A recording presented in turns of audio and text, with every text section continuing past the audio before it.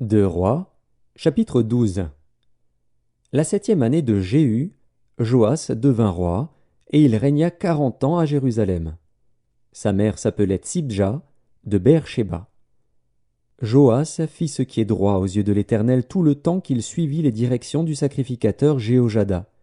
Seulement, les hauts lieux ne disparurent point. Le peuple offrait encore des sacrifices et des parfums sur les hauts lieux.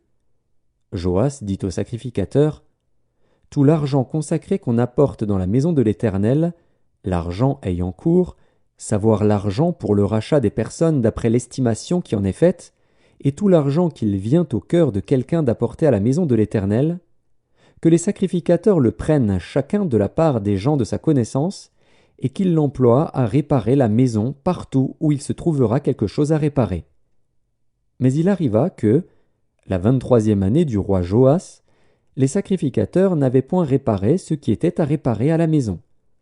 Le roi Joas appela le sacrificateur Jéhojada et les autres sacrificateurs, et leur dit: « Pourquoi n'avez-vous pas réparé ce qui est à réparer à la maison?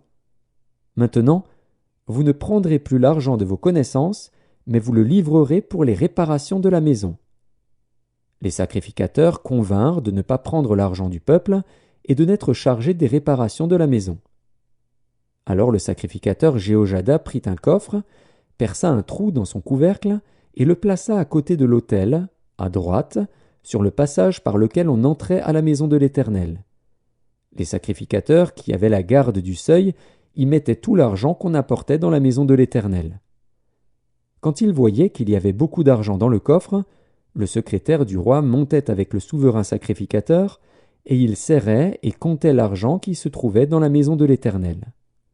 Il remettait l'argent pesé entre les mains de ceux qui étaient chargés de faire exécuter l'ouvrage dans la maison de l'Éternel.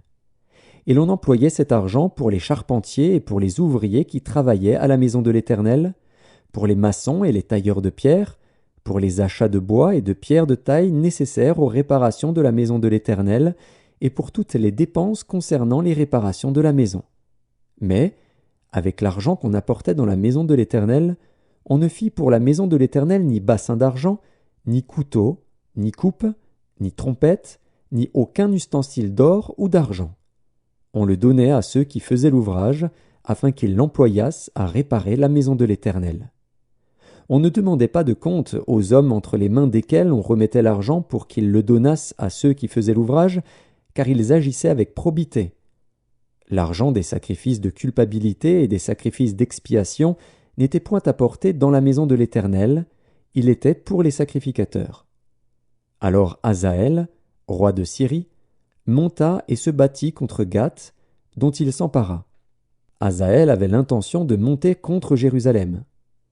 Joas, roi de Juda, prit toutes les choses consacrées, ce qui avait été consacré par Josaphat, par Joram et par Acasia, ses pères, rois de Juda, ce qu'il avait consacré lui-même, et tout l'or qui se trouvait dans les trésors de la maison de l'Éternel et de la maison du roi, et il envoya le tout à Hazaël, roi de Syrie, qui ne monta pas contre Jérusalem. Le reste des actions de Joas, et tout ce qu'il a fait, cela n'est-il pas écrit dans le livre des chroniques des rois de Juda? Ses serviteurs se soulevèrent et formèrent une conspiration. Ils frappèrent Joas dans la maison de Mio, qui est à la descente de Sia. Josacar, fils de Shiméath, et Josabad, fils de Shomer, ses serviteurs, le frappèrent, et il mourut. On l'enterra avec ses pères dans la ville de David. Et Amatsia, son fils, régna à sa place.